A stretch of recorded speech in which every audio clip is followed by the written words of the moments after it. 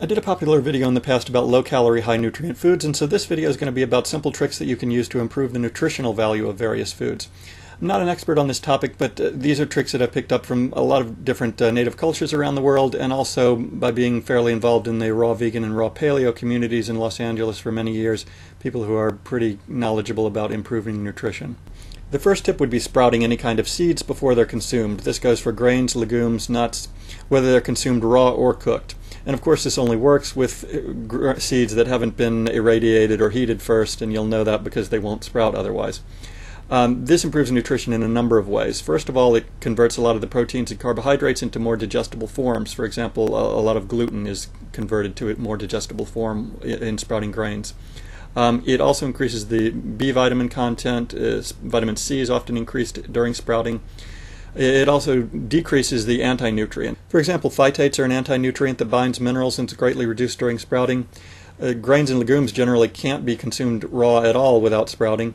And nuts have greatly reduced enzyme inhibitors after sprouting. And lastly, sprouted grains and legumes generally don't have to be cooked nearly as long, which destroys less of the nutrition, the vitamins and the protein. Of course, this is just a brief introduction to the topic of sprouting. It's something that you really have to study a little bit more in depth online, but it is a common practice traditionally, and one that we've pretty much forgotten in the modern world, basically in the interest of saving a little bit of time.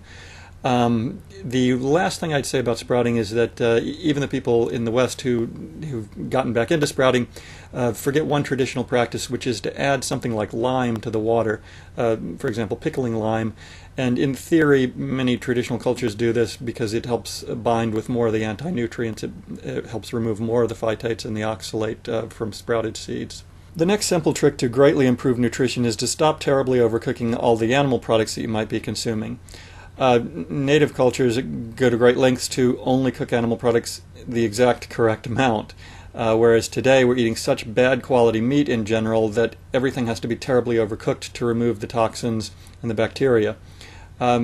Cooking rapidly reduces B vitamin content. Many of the B vitamins don't stand up well at all to heating, even reduces the protein content to a degree. And it also creates a lot of toxic byproducts. Cooking animal products rapidly destroys the omega-3 content, and it creates toxic oxidized fats and oxidized cholesterol. It creates toxic Maillard particles. This is why traditional cultures go to great lengths not to overcook animal products. In fact, saltwater fish is generally eaten raw if possible, and egg yolk is eaten raw if possible.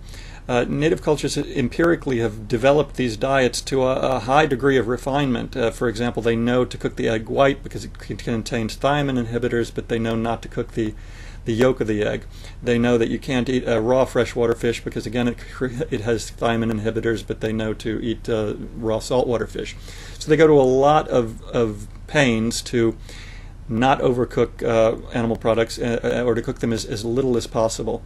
And we can do that today if we just eat higher quality animal products. Again, the main reason we overcook things so much in the West is that, first of all, we don't recognize or focus on the long-term detriment of those practices, but more importantly because industry is producing such low-quality animal products that they have to be overcooked in order to make them safe to consume. When meat is full of bacteria and toxins, then yes, it needs to be overcooked to a high degree. If people would simply pay a little bit more and buy much fresher grass-fed and naturally produced animal products, and especially focus on freshness, then you wouldn't have to overcook everything to such a high degree. And yes, it's more expensive to buy high-quality animal products, but that cost may be offset long-term if you absorb more nutrition from the food and don't have to eat quite as much, and also if it has a positive impact on your health. One other note for the people that do eat animal products: traditional cultures generally eat a much wider range of animal products. They eat bone broth, organ meats, things that are much higher in nutrition than the muscle mass that we exclusively eat today. And so by incorporating a wider range of animal products, which again you need to probably study a lot more online, by incorporating this wider range of animal products you can greatly increase nutrition. It also decreases the cost of the animal products that you're buying, and potentially decreases the amount of animal products that you need to eat because you're getting a lot more nutrition from your food. Next simple trick to improve nutrition is to substitute dried fruits or raw honey for sugar. Dried fruits in particular have a lot of nutrition, a lot of vitamins, minerals, fiber. Raw honey has antioxidants and enzymes. whereas sugar has nothing. True, dried fruits and raw honey cost a little bit more, but this is a relatively small component of someone's diet, and you can greatly increase nutritional intake by making that substitution. There's another extremely common way in which native cultures improve the nutritional content of food, and it's one that we've generally never practiced today, and that's by culturing their foods. Particularly culturing vegetables and dairy products. Even the dairy products that we do buy today, which claim to be cultured, generally aren't, at least aren't cultured in anything similar to the native fashion. By properly culturing a food, it makes all of the nutrients more bioavailable. By breaking down cell walls in the food, it greatly increases the beneficial bacteria in your digestive tract. The beneficial bacteria have antifungal and antibacterial properties which help remove the bad bacteria from your digestive tract. And it also increases the nutritional content in ways that we're just starting to understand. For example, vitamin K2.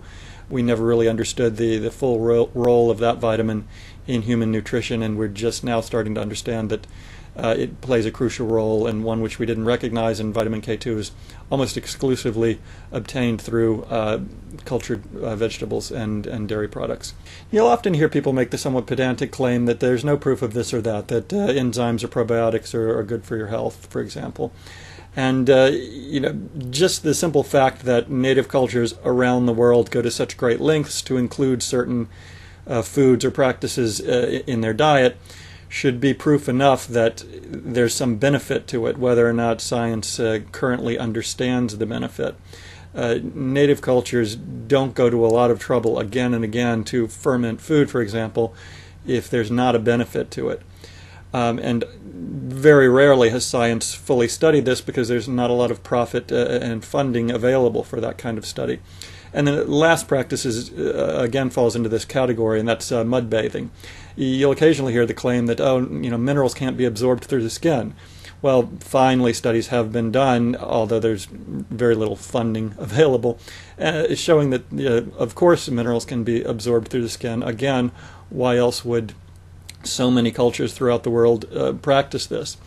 So mud bathing or bathing in mineral springs is a very common practice. So there are a few theories as to the benefits of this practice. One theory is that mud with a high clay content assists in detoxifying the body, perhaps through ion exchange, but the most common theory is that mud bathing, particularly in clay or mud with a high humic content or mineral springs, greatly assists in the absorption of minerals, particularly trace minerals, which are very lacking in the modern diet.